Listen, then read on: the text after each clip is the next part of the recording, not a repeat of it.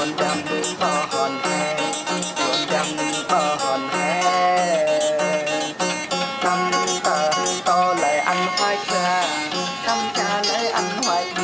kỳ vơ lại ăn khoai tòn chuồn đầm bò hòn he chuồn đầm bò hòn he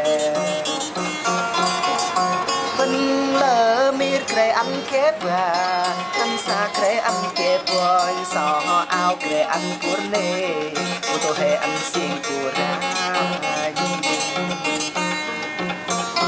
mà rô bình nơi xe hôm nay vẫn nhớ nhang tay mà quăng bình nơi thấy